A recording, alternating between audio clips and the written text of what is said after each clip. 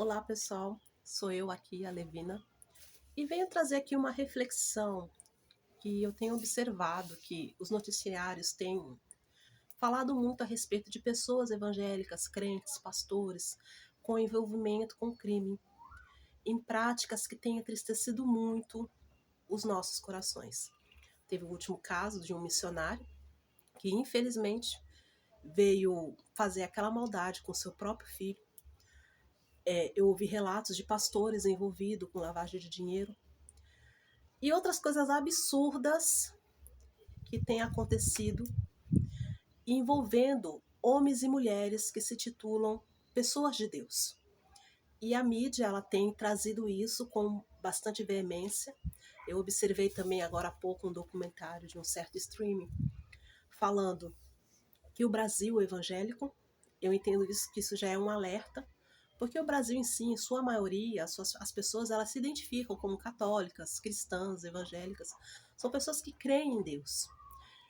E esse tipo de noticiário, dessas informações lançadas na mídia, tem trazido um alerta, como ao mesmo tempo, um outro lado, notícias assim, falando dos crimes dessas pessoas, numa maneira de denegrir a igreja de Cristo.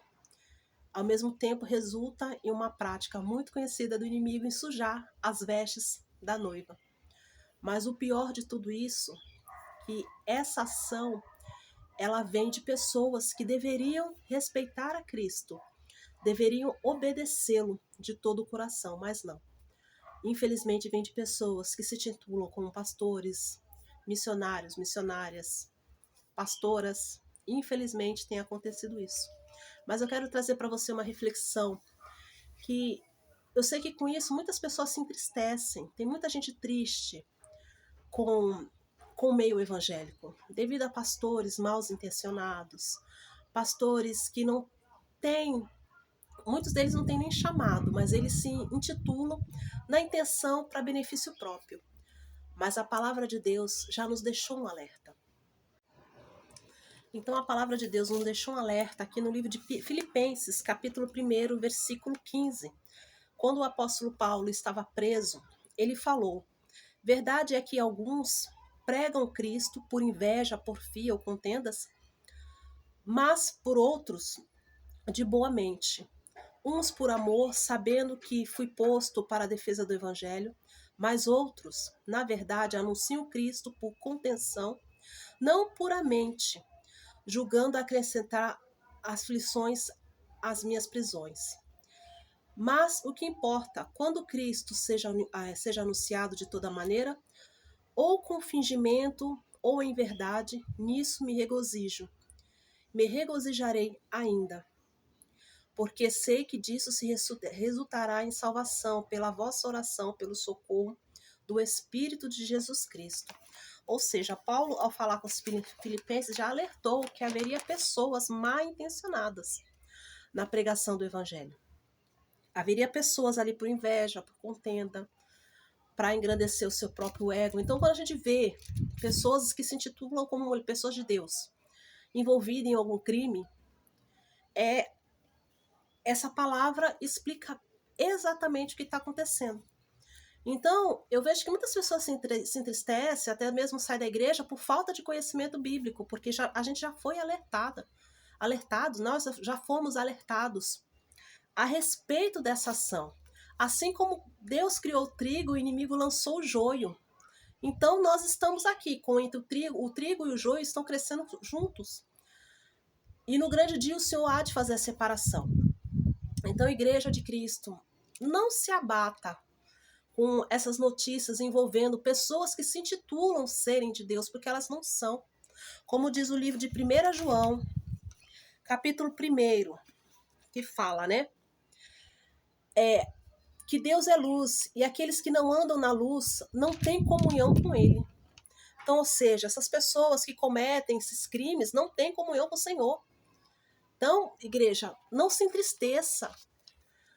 Não se entristeça, Deus está nos dando a oportunidade de nós reconhecermos quem é o trigo, quem é o joio. Deus está nos dando a oportunidade para você clamá-lo, buscar Ele, discernimento espiritual, para você reconhecer aonde você congrega quem é trigo e quem é joio. Não permitir que o inimigo lance sobre vós a tristeza a ponto de você deixar o amor de Jesus, a ponto de você deixar de congregar. Porque ali há um joio que, mesmo tendo toda a oportunidade de buscar a salvação, ele não quer. Ele quer viver a vida do jeito que o inimigo gosta. Como é relatado aqui, né? Se dissermos que temos comunhão com ele e andamos em trevas, mentimos e não praticamos a verdade. Mas se andarmos na luz com ele, na luz está, temos comunhão um com os outros, e o sangue de Cristo, seu Filho, nos purifica de todo pecado. Olha só que glória. Então, aqui já foi relatado aqui, 1 João, capítulo 1, do versículo 5 em diante.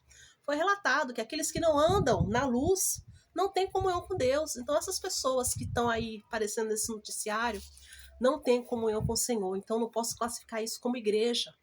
E generalizar, sujar o vestido da noiva, do cordeiro, colocando como um todo, como se a igreja não prestasse. Não, infelizmente existe um grupinho de pessoas usado por Satanás para sujar o vestido da noiva do cordeiro. Mas Jesus, ele vem com sua palavra, através dos seus apóstolos, através do Espírito Santo de Deus, nesse momento falar com vós, que aquele que não tem comunhão com Deus, aqueles que não andam na luz, não tem parte com o Senhor. Mas a mídia, muitas das vezes, ela é tendenciosa. Ela quer causar escândalo, ela quer trazer, muitas vezes usada pelo inimigo para trazer uma frieza ao coração do crente.